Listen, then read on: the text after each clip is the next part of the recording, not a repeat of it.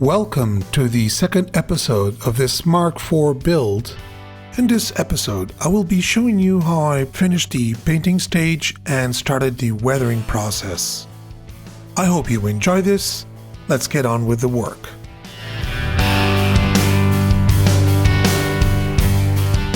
For the washes, I'm going to use Wilder's Deep Shadow Wash and Dark Rust Effect. Now, I prefer to apply it thin down with white spirit in layers if need be.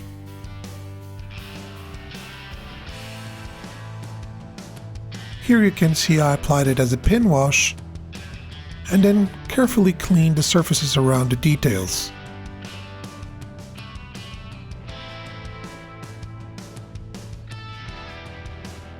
Sometimes I go over the same details again so that I get a little bit more contrast on the wash.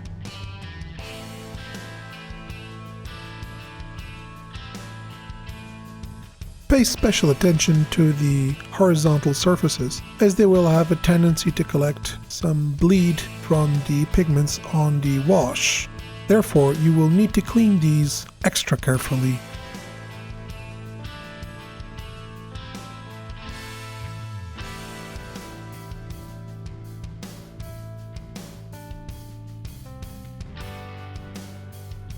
The most visible and salient details require extra attention.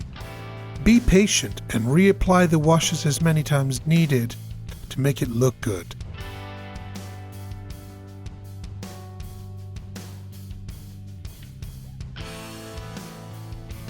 It sometimes is also necessary to go back and forth between different surfaces, allowing for proper drying time.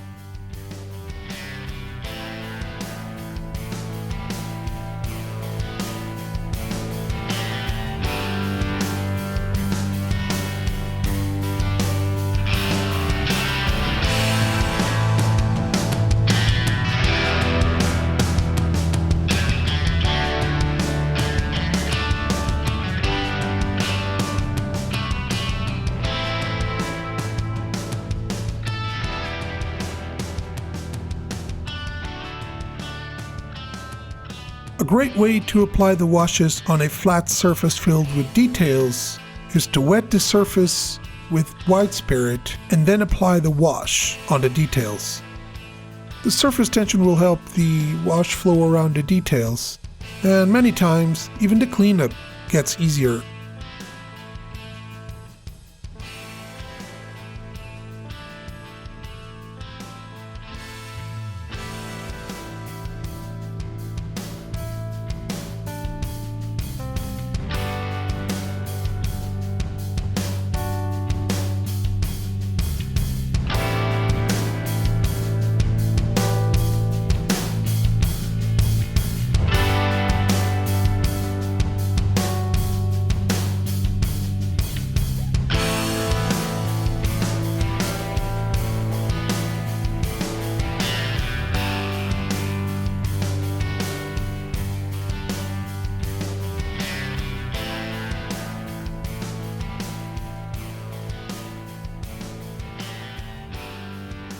Another tip that I find that can be very useful is to always try and use a very fine brush to apply the washes.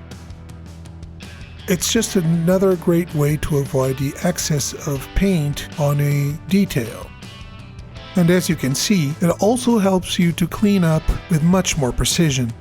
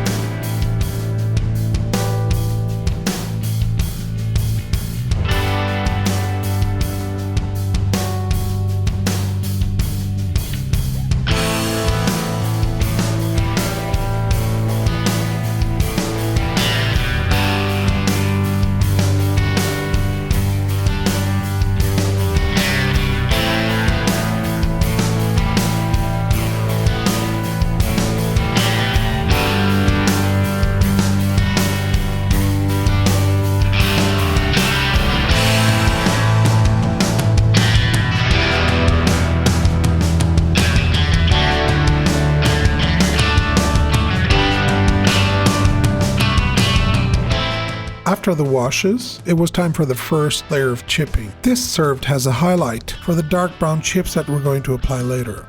For this task, I used a bit of scoring pad, a sponge, a pair of tweezers, a very fine brush, and 4 different colors: a light gray, a dark brown, a light brown, and a buff sandy color. Took 2 bits of the scoring pad and sponge and a jar lid as a disposable palette. I started with the light brown chips, loaded my scoring pad with paint, took the excess off on a paper towel,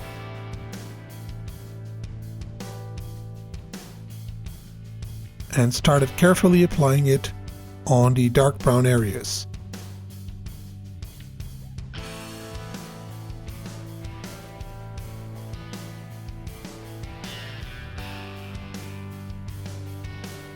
I then used the same process with the sandy color to do the dark yellow chips.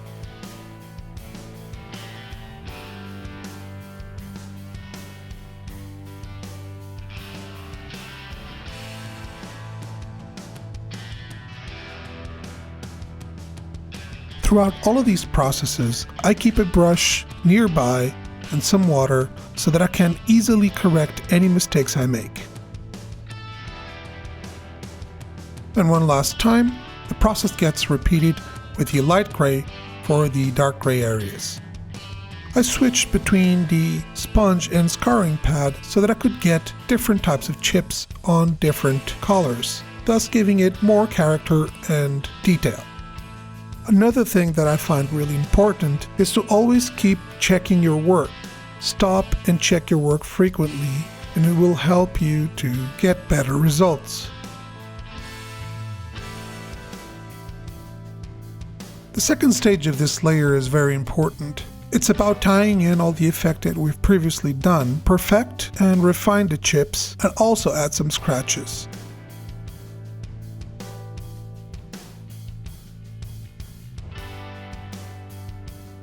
The usual logic should be applied when chipping any subject. The sponson, being a salient part of this tank, would be subject to an extreme amount of wear and tear. Plus, the quality of the steel and the paints at this time weren't probably that good. Adding to that, the high rates of the small weapons fire, along with the extreme bombardments, made me want to tell this story with extreme damage on the tank.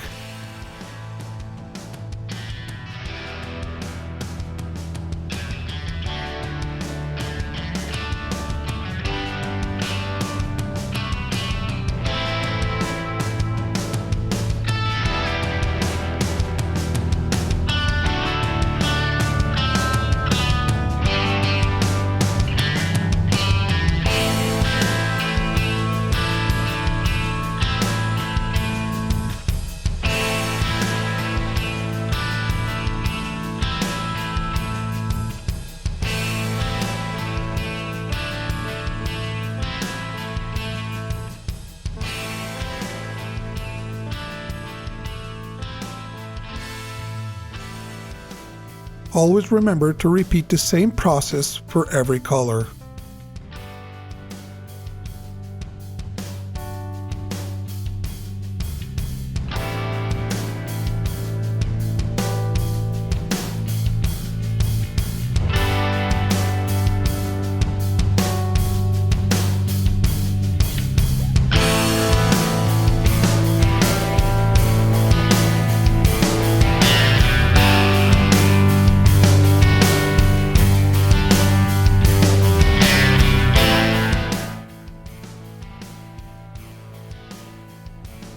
For the dark brown chips, I used an even smaller brush and was extra careful to place the tiny chips inside the lighter colors.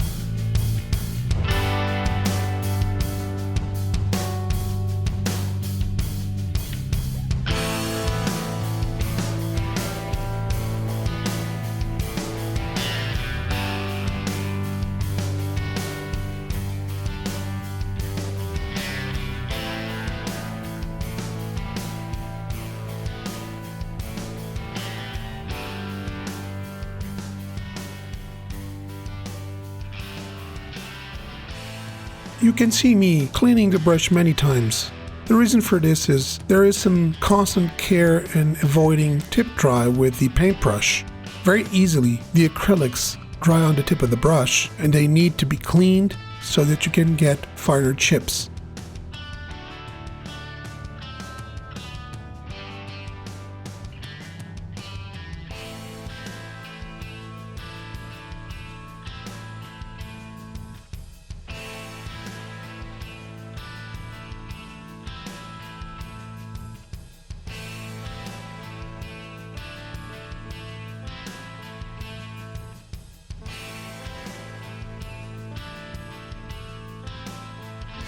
In the areas near the tracks, I was a bit more heavy-handed, as I didn't really know what amount of mud and dust I would add to the model at this point. But I knew that it would be an area with a lot of stress and a lot of rubbing of materials, and I wanted to really show the worn look. Therefore, I just went a little bit overboard with some of the chips, and I didn't take as much care as I actually realized they would be mostly hidden.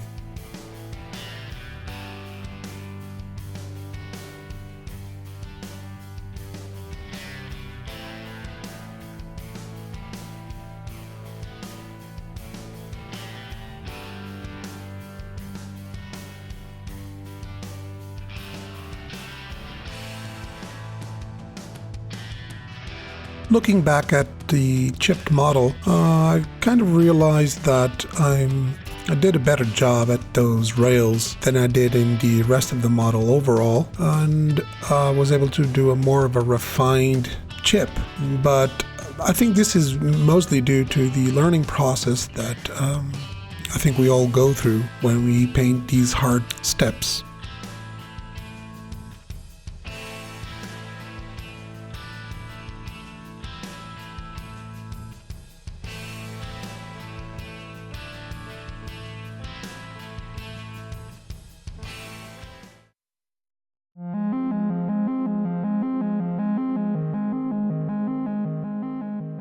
For me, the rust tones are what really jumpstarts the whole weathering process. In this case, I'm going to use Orange Rust Effect and Dark Rust Effect from Wilder. They are very nice tones. I'm also going to use some White Spirit,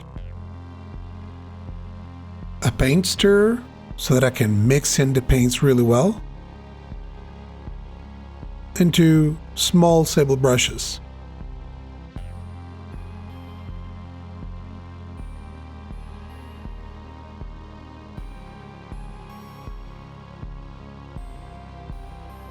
I started out by applying the darker tone, which is sort of a dark brown color, and then I proceeded to add in some variants with the lighter orange tone.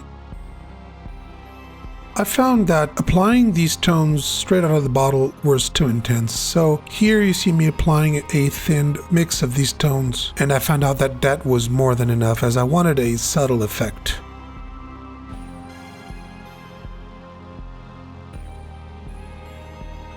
I tried to keep the application of the tones on top of the dark brown chips and somewhat randomly in terms of the color choices, mainly with the intention of contrasting with the underneath color.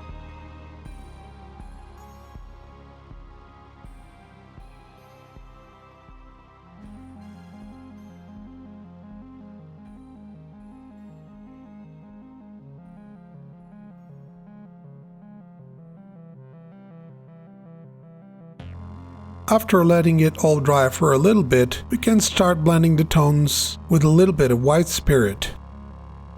And if you find yourself with too much color in the specified area, all you have to do is absorb the excess on a paper towel, clean your brush, and go over that area again. This is the beauty of working with enamels. It's very easy to correct and edit all of the effects.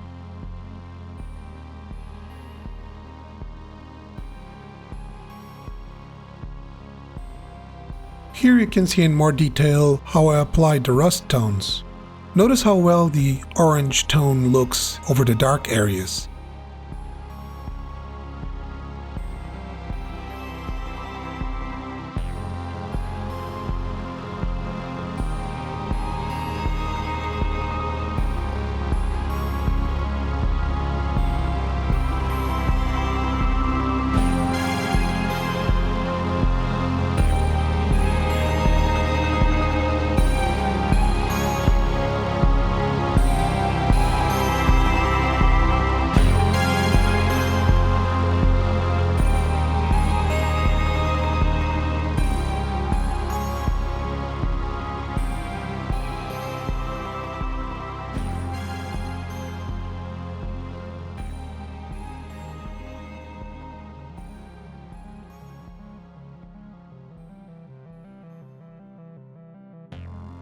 And the same can be said for the darker tones over the lighter areas.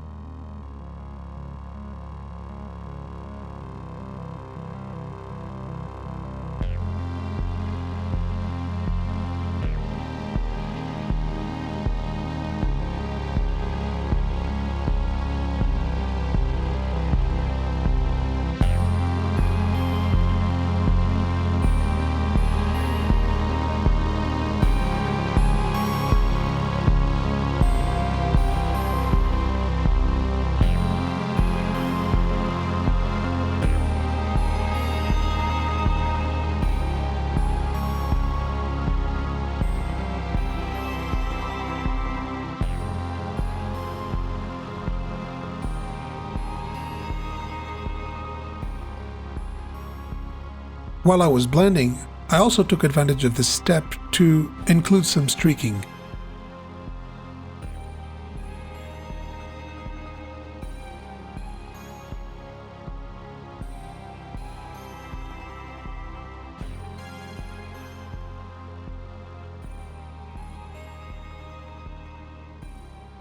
Remember to keep the effect subtle, and if need be, repeat the process in some areas.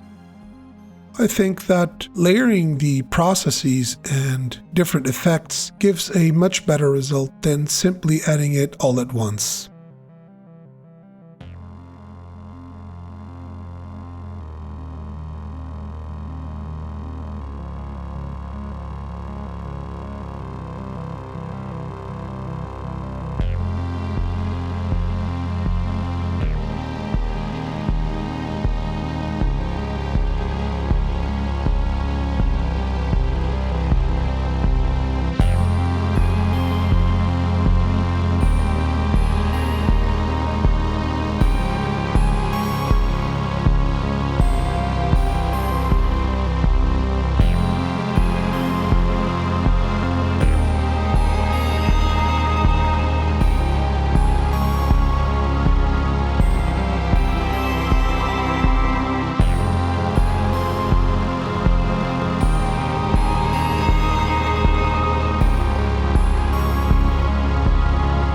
For this step, I chose to use a few wilder weathering oils, mainly consisting of earth tones, a few rust tones, a dark red and a dark green, along with a little bit of gray, so that I could mix in a few extra colors. I've also used a couple of round fine brushes and a flat brush for blending. And once again, white spirit was used to work with the oils. The oils are the most important step, probably, of the whole weathering process. They lay the foundation for all the dirt, dust, and damage that the model will depict. It is also one of the most creative and interesting parts of the build. I try to depict as much as possible with the oil layer, not only grime and even further rust, but also shadows, dirt, volumes and shapes, contrast, highlighting of certain parts by adding shadows or lights, dust tones, and streaking, always keeping in mind to do all of these things in layers.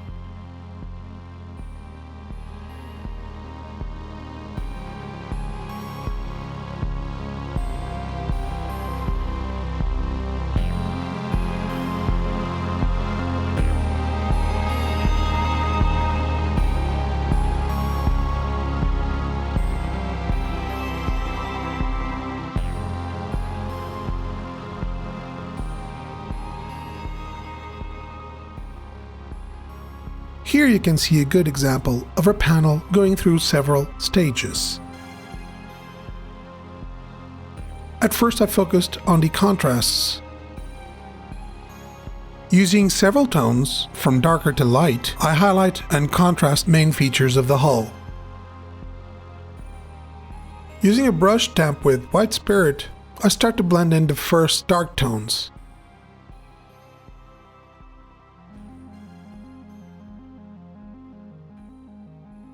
Once those were blended, I went for the lighter tones, and then using a dry, flat brush, I blend everything together. In this case, the light tone was too strong, so I just took some of it off with the wet brush, then blended it again, and reapplied even lighter tones.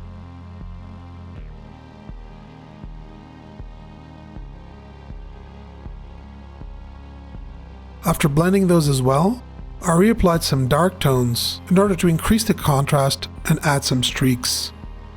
And finally, blended these also. This type of oil weathering is especially good to highlight and enhance some smaller details and individual panels.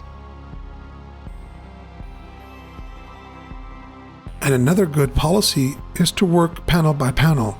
These oils have a tendency to dry pretty fast, thus making it quite easier to work panel by panel and actually more rewarding to see the results faster.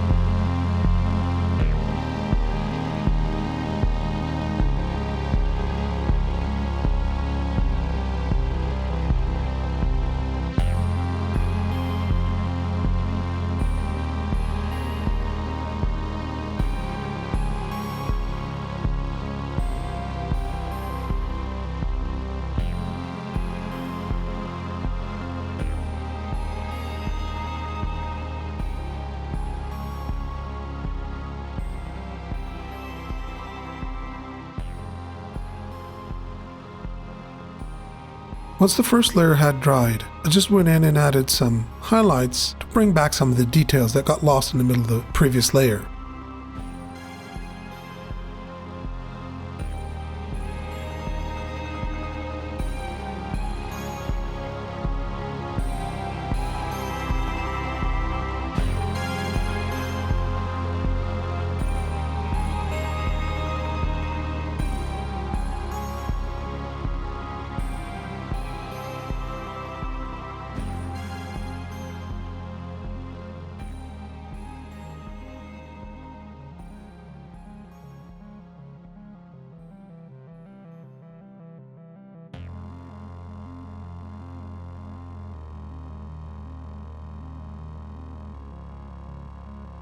Another great thing to do with this step is to highlight certain shapes of the model. Shapes that got probably lost either in the painting process or in the weathering process can be retrieved at this point and made to stand out.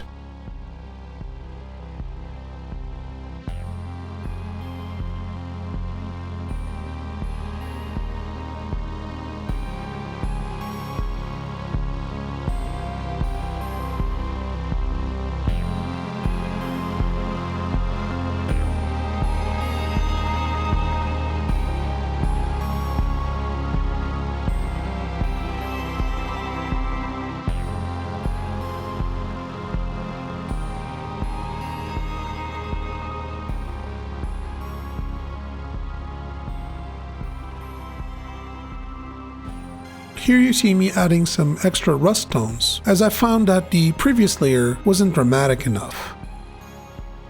And one of the best things about working with oils is that you can go back at any point and correct or add some effects. Remember, you can take this process or technique as far as you want to. The more layers, textures, and details you put into it, the richer it will look.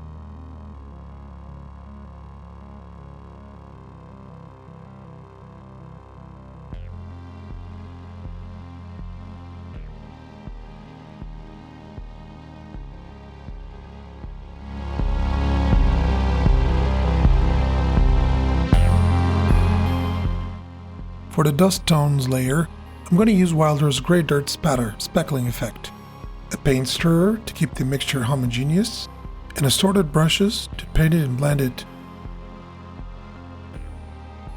I started out by applying some streaks randomly with a small round brush. I carefully laid them from the bottom of the hull upwards.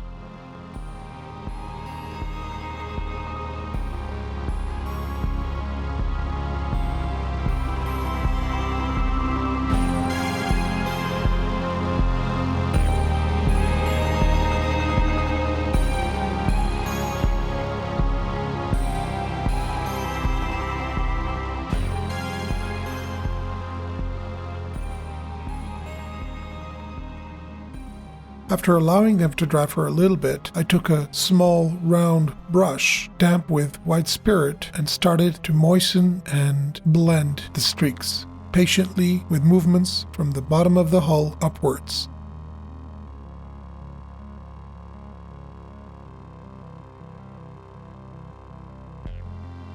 I wasn't looking to keep the streaks well defined. I was mostly trying to create a thin gradient layer of dust.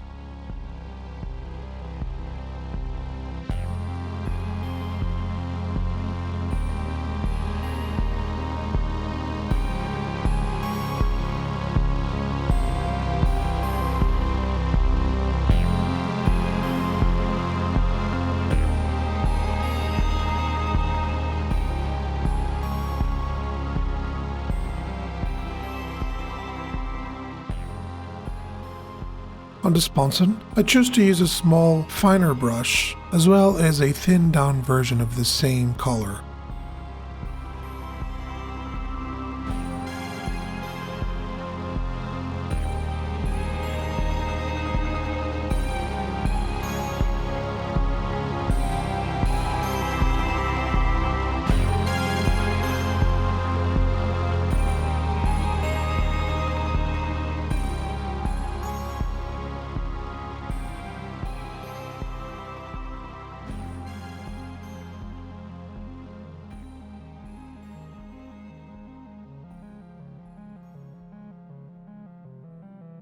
As with the hull, the same procedure applies for the blending on the sponson.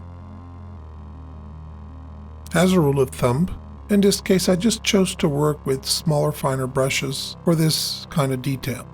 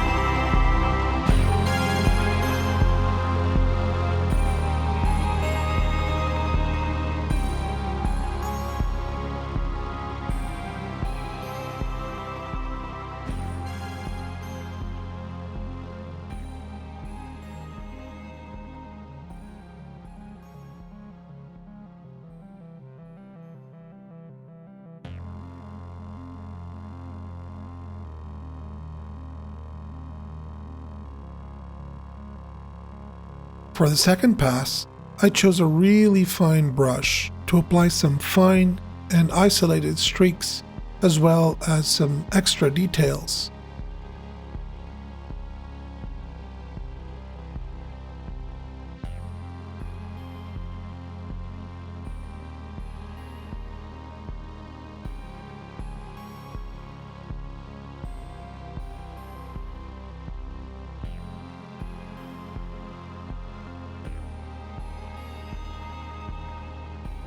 This time, I took more control and care in blending the streaks. making them a little bit more visible and obvious. This serves to provide some basic texture for the mud steps ahead.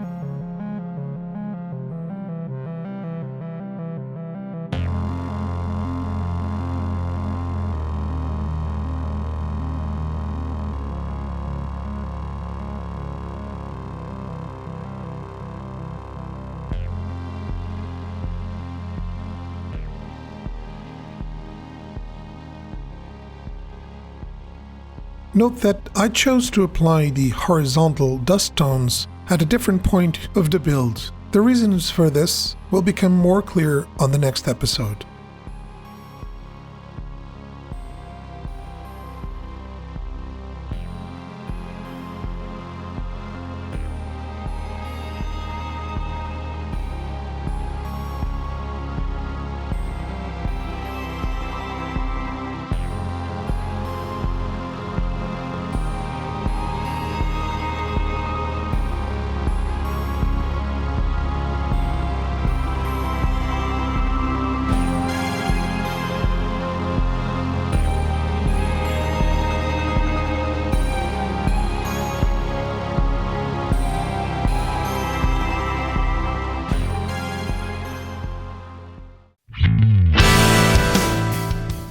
Well, I hope you have enjoyed this episode, and on our next episode, we're going to be working on the mud and dust effects as well as the tracks.